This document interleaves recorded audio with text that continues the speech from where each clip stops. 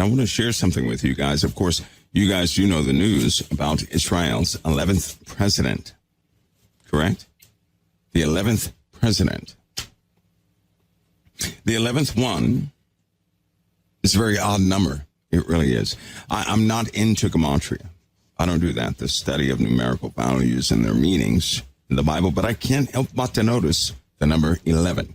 Not because people have an acquaintance with the number 11. It's because of the biblical significance of Scripture found with the number 11 attached to it. It signifies, in every single case, one of three things. Just one of three things. Now that will be, that's amazing to me. First of all, how the Bible is formulated, right? For example, each chapter of the Bible has a primer connected to the next book and chapter of the Bible. No matter how somebody tries to reorder it, God's hand was in what we read today. It really was. I'm not into gematria. I don't do the divination by numbers or any of those things. I'm a simple guy. But 11 jumps out at me. Not for the reasons other people have. I don't see it in dreams. I think it was my sister one time. She said, why do I see number 11 so much? I said, because you keep thinking about it. That's what I said.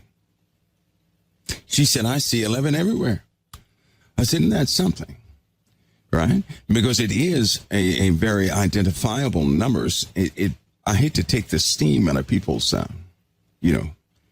hot air balloons, but it is a number your brain recognizes when you're able to see. That's been proven. It's also a pattern. That is, it's a biological pattern, right, that you have to recognize. At any rate, the number 11 is quite significant in Scripture because it covers one of three categories in every single case. It does. Even the name Isaac, do you guys know what Isaac is? You remember Abraham and his wife, right, Sarah, who laughed at the angels. She laughed in disbelief. And Isaac in the if you go back in the Hebrew lineage, means one who laughs, right? Now, I think that later on, after the episode with the angels, Abraham, right, and Sarah laughing at the angels, it was said that they kind of added something to it I don't agree with, and it means laughing in disbelief. I don't believe that one. But one who laughs, right, that was one of its original meanings. And, of course, the Herzog name, right, is of German lineage. But it's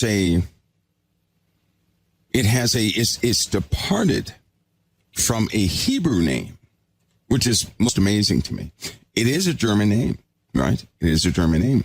And it is associated with kingship. That's what Herzog's associated with, kingship. Or you may say, back in the day, it was actually a title. And so anybody who carried that name, it was much like saying, you're the vice president or you're the general or something of that nature, right?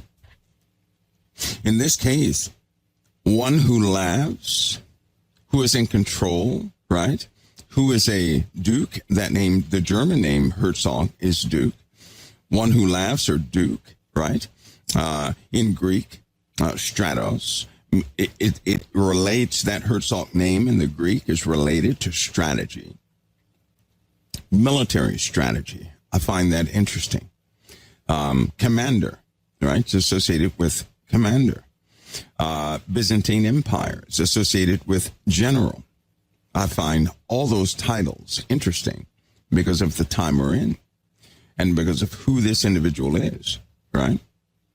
It blows my mind how humanity can be so easily distracted, yet our Father has a way of setting patterns for things so that we can easily understand things if we stop and consider His ways, His word, His will, right, and His decrees. If we stop and acknowledge the Father in all things, things become very simple.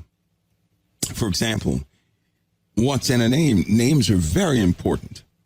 what you name your children, it matters, right? Well, a child's name matters because think of Moses, right? They were calling him Moses. Now, that was a name that was given to him, right, by the Egyptians. Moses. And think of this. They were calling him Moses for the greater half of his life, correct? And all the while in that name, because it had meaning, they were prophesying what he was to do. They were. God told people to name their children specific things. And it turns out that they lived up to their names. Within the name was a task or something they would do historically in our context, but something they would do, a prophecy. And every time a name was called out, someone prophesied a very consistent prophecy over an individual by calling them by name, right? And I find that to be true today, that when folks call another by name, if you look up the meanings, it is incredibly interesting how their character and what they do in life matches up with what their name actually means. Now, I'm careful to go back into the root language. I just don't use any language because, for example, do you guys know how the English language was put together? Because if you did, you wouldn't speak anymore. I'm just saying you wouldn't say anything anymore because the English language was put together in a way that should never had been authorized by anybody, but nevertheless it was. In other words, our language is laden with incantations, sayings of witches and wizards. Do you guys know that, right? A lot of it is steeped in Latin and Celtic derivatives, and it's just not a good... when you learn about these things, you're like, who in the world? Why did they do that? But our language is a testament to people breaking away from society and starting out new societies. And thus we have the English language, which happens to be the most dominant language on the planet. It's also likened to be a language of soothsayers, right? Where everything is defined and all words have multiple meanings and are used in a myriad of ways. So anyway, that's historical, there it is, but we're not talking about the English language. What happens in Israel and what's happening in Israel is blowing my mind. It really is. I know there are some very dark things in that land and indeed in the world. But what's happening right now is it is a continuation of what began with a couple of the presidencies. And I still can't escape Trump Pence. Because if you look at the presidency of Donald Trump, that time changed, his presidency changed everything. I mean, it changed everything. Right before he was elected president, the character of people began to change. And of course, when he became president, it changed everybody. Do you guys remember how many people hated Donald Trump and they laughed at him and they had people looking at him like he was some, underrated individual? But then when he became president, they still resisted, right? They resisted the entirety of his presidency, but then everybody changed. And now, indeed, half of America fights for Donald Trump. And not because of who, he's a rich guy or something like that. Not because of that. It's because of how he spoke and what he delivered and what he was doing behind closed doors. And certain people, they saw what he was doing. Some was good in people's eyes and some was bad. But for the time of his presidency, he stood against the status quo in every single way possible. Did you guys see that? He also changed the entirety of the world. Foreign policy changed globally because of him. China changed because of him. The Middle East was changed because of him. American families, they were challenged and they changed. It's not a mystery that we would go through some sort of a pandemic during his presidency because everything changed. the way we do things. It changed. Everything started changing. But most of all, it heralded something very new. Not that he established it. No. It was changing. And during his presidency, the way the system operated began to change so radically in several different areas that it'll never go back to normal. There were things that were sitting on the back burner that were bought out. Quite a few things were escalated. They really were. Other countries who had been emboldened by conversations, too many conversations, took another look at America. And he really turned some things around. You guys may not know this, but prior to his presidency, America was under a severe threat. During his presidency, America was under a severe threat, but he called their bluff, causing someone's Navy to actually back down. He called their bluff in more than a few ways. There are a lot of things that happen behind closed doors you don't see. Then Joe Biden steps in. I'm not like most people. I do not believe that anybody sitting in that seat is a mistake. God knows exactly what he's doing. God selected those men to be president. Period. I believe that. I believe that. I'm not going to dance around it. He did that. And Joe Biden, you're going to learn of what he did. That was not bad at all, what he fought for. You're going to learn he was a very different fella, which is why I really don't say anything about any president, because they often do things in public that they're advised to do, but they do things behind closed doors that people have no idea about, but they don't brag about it. So the system within itself, once you stop serving it, then you'll be able to see it. Until a person stops serving the system, they won't be able to see it. They're always going to take a side within the system. Once you are no longer serving that system, once your heart is not tied to that system, you're able to see it. And you'll back down from the arguments, these political arguments that you find yourselves, heavily involved in. But are they necessary? God doesn't do anything that's not necessary. Everything he does is critical, necessary. It is part of a process. Everything he does. So that means there is no useless thing in the world, which is why it's bad to say raka to anybody. All right? It's bad to say raka to anybody. When you do that, you're in danger of hell's fire. Because what you're doing is you're standing about it. Think about it. To stand up spiritually and do it. A lot of people don't know how to stand up spiritually.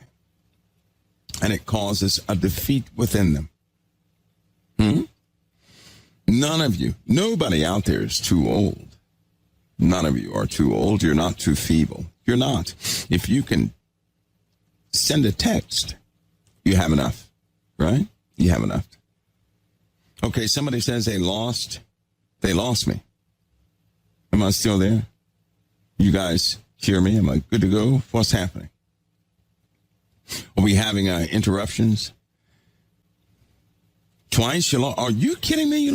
How did you guys lose me twice? Let me get this monitor thing on. These guys can't do this to me. I can already foresee okay, now we have a backup. This is, somebody remember this for me. This is MP3 55. You guys remember that? I will admit to you, I have a very bad memory. But MP3 55, if you can remember that, you'll help me out in a big way. I don't have a good memory, but it's okay. It's okay. I just don't have a good memory. Now, what I was saying before was God's decrees, right, in this earth, they have resulted in what you see in the earth. Listen to me carefully. If God did not want anybody to curse, could they curse? Yes or no? If he said one day, there will be no flesh that will say an unclean thing, could anybody have the power to say anything unclean? Yes or no? Could they? You know what the answer is? No, they could not. If God sent forth a decree, then all of us are to be restored immediately. Would everybody be restored and some people missed? Absolutely not. Everything would be restored. So when the Lord allowed the fallen to come to this earth to fall, he allowed that. It was purposed. We're not here to wish it away. That's not what we're here for. We're not here to complain about it either. That's not what we're here for. We are here as children of the Most High, right? He has given us certain authorities. We have certain spiritual rights. You know how everybody's waving their hands saying, I have rights. I have rights. Well, guess what? You have spiritual rights. And instead of telling your next door neighbor that you have freedom of speech, right? You need to tell every spirit around you that you have spiritual rights. You can eject them upon recognition. Do you know that? Why do you think God would allow you to even notice a person who's dealing or occupying with a spirit? He does that because he put the power within you to do something about it. God does not bring your attention to something you have no power to change. I've noticed that too. If you look by yourself, if you're nosy and you're searching for things you're not assigned to search, you will often find things you have no power to change, which makes for a very upsetting life. That's why nobody should really get into another person's business. That's your own insertion of self into somebody else's affairs in which God may not have given you authority to do anything about. But if he brings anything to your attention, he is giving you the power, he is giving you something to do something about it. Again, you're not here to cry and whine and to wish that there was no darkness. That's not what you're here for. The Lord permits such things for his purpose. And a good purpose it is, because it grows us, it establishes us, it allows us to see, it allows others to see.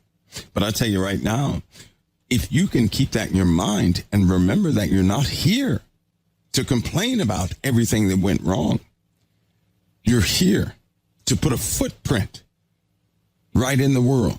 That's what you're here for, right? That's what God called you to stand up. He didn't call you to die. He called you to live. He called you to have life and to have life more abundantly through Christ. You have spiritual authorities. You're not to wish things away, right? He allows evil to exist. There is nothing that could be if he did not decree it could be. He has given darkness room, and surely a darkness will come and consume many. But for the righteous, they're not here to be consumed. You have a different cause to your life. What has happened is people have allowed this system and men and philosophers to define their life, to tell them what they're here for. They tell everybody they're here to, you're here to enjoy yourself. I don't dispute that. For a heart that is in righteousness, I do dispute that. For a carnal-minded heart that's in darkness. We're not here to give the earth over to these negative entities, though you're here for a reason. That's why I don't believe the paradigm, the unfolding that so many are looking for.